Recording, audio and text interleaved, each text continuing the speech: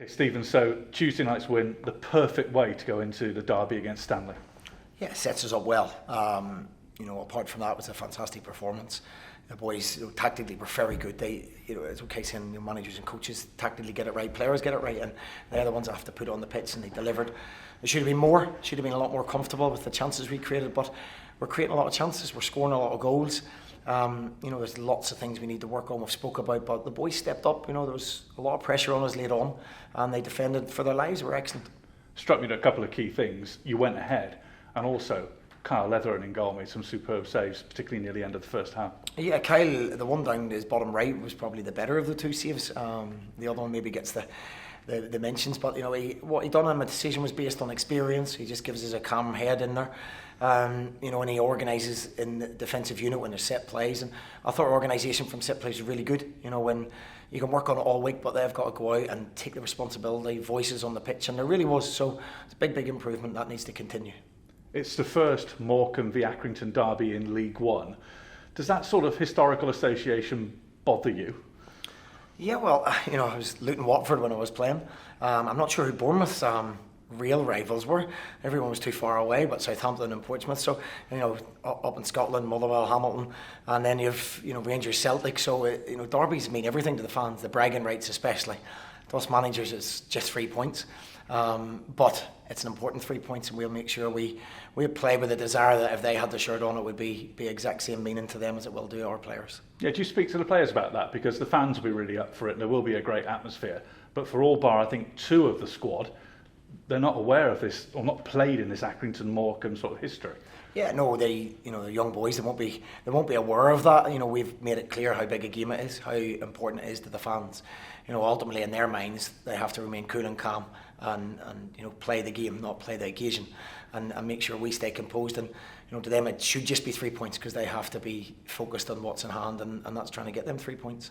In a sense, Accrington are a role model, aren't they, for a League Two club surviving and flourishing in League One. Yeah, it's massive credit to John and his staff and the board. They're one of the smaller clubs in the division like ourselves, with a smaller fan base and smaller finances, and they've massively overachieved. They've sold players, they bring players in that others don't touch, and they turn them into little gems. So it's a model that we look at. I know our directors and other people speak to them, and it's certainly something we can aim for. I always refer to Motherwell because it was there such a long time, but it's a very similar model to Motherwell that Accrington have done, and it's tough because you lose your best players all the time, and I have to say full credit to John and his staff in the football club. And John, of course, is a Morecambe legend as well as a player, and you've come across him as well, haven't you, in a previous life? Yeah, we done our coaching badges together, and we done our pro licence together in Belfast. So yeah, I know John. He's a character, but first and foremost, as a manager, he's been very successful. He's been in the game a long time, a lot of contacts, and he uses them very well for signings and loans. And again, that punts massively above his weight for the division. If you look at some of the teams in this division and manage to stay in it and compete in it on a regular basis, and they've had a decent start as well. So, a couple of iffy results in the last few weeks, but that happens. It happens to everybody, and they're a team we're really aware of. We know their strengths, and as I say, we know their weaknesses. We'll try and expose, but it's going to be a good game. In terms of your lineup, you're going to be missing Ryan Cooney picking up his 5th yellow card on Tuesday. He's a player with huge potential, but are you concerned about the fact he's picked up so many cards so soon? No, I think you get booked for breathing nowadays, don't you? So we've seen the refereeing decisions lately. So listen, we're disappointed he's not available.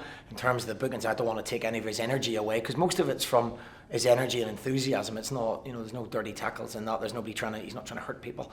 And I don't want to take that part out of his game. Yes, he needs to be more composed when he makes them decisions. But it's one of those things. With other people that'll step in there, and then Ran has a fight to get back in the team. That's how you have to build it. But we certainly won't be holding him back, no. So what is the injury situation in terms of these longer term ones, which you hope are coming back about now? Some of them. Yeah, Jonas had a week's training now. Whether he's right to be involved on Saturday, we'll make a decision tomorrow. In terms of Courtney, he's still a month away. John O'Baker probably 6-7 weeks away. So they're still a wee bit in the distance.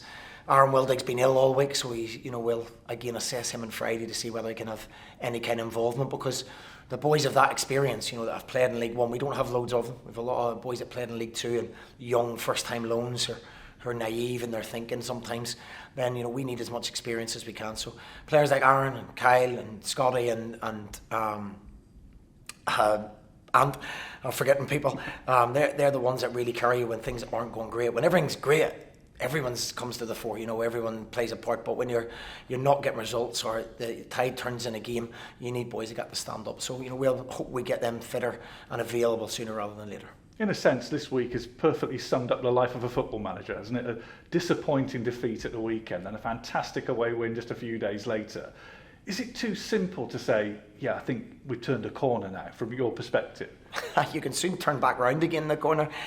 I've always said this in management. I think my old chairman used to say, one day a peacock, next day a feather duster. And I think if you look at it like that, it changes so quickly in football. You've just got to stay level. You've got to believe in the process you're trying to create and build. And this has always been a longer term thing, that to try and become sustainable and compete at this level. We've done that. There's not been one game that we've been overrun. There's not been one game. We've made mistakes. We've made individual errors. I've made bad decisions at times. Everyone's made their mistakes, including me. So you learn, and as long as you learn from that and don't continue to make the same mistakes, then we'll be okay. And the league table is still very, very tight, isn't it? Yeah, we're 7-8 games into it now. It's only starting to take shape. I think after 12-15 games, there's everything to play for. We know what we're trying to aim for and achieve.